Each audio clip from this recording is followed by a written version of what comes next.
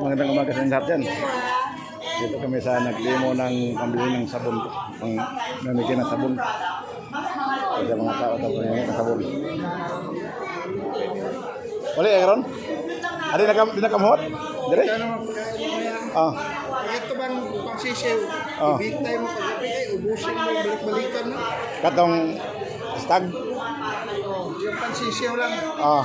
Di na ako makantay. Di nakawin ito. Sino yung market? Sino ba yung market mo?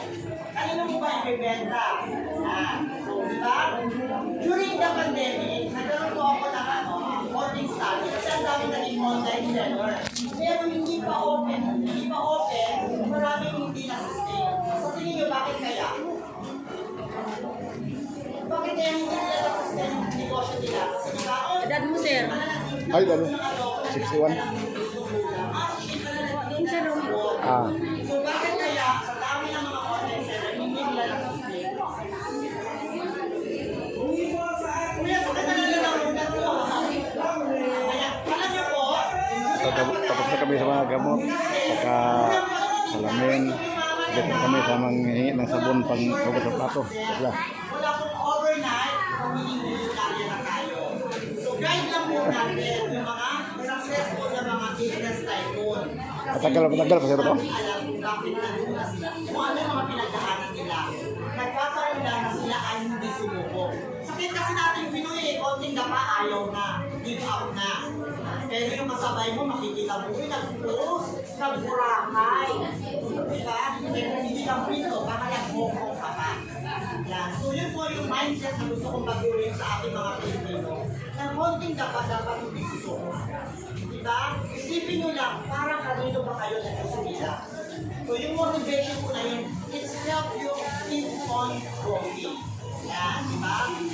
Konting tiis pa to kasi napapaaral ako ng aking anak. Diba? Kasi sometimes hindi pa pa nagsulita ng mga mister and some of you ay mga solo parent din. So kaya dapat, tuloy-tuloy lang, bawal sumuko.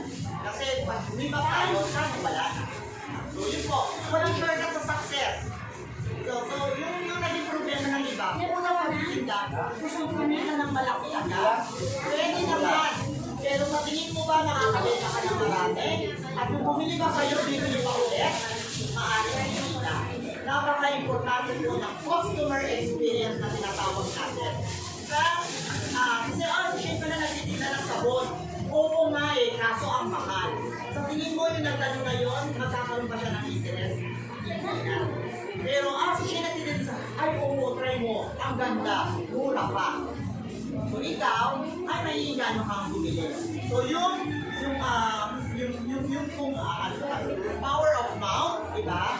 So napaka-importante mo. Customer experience will help you promote. Sila po ang mag-promote natin yung produto.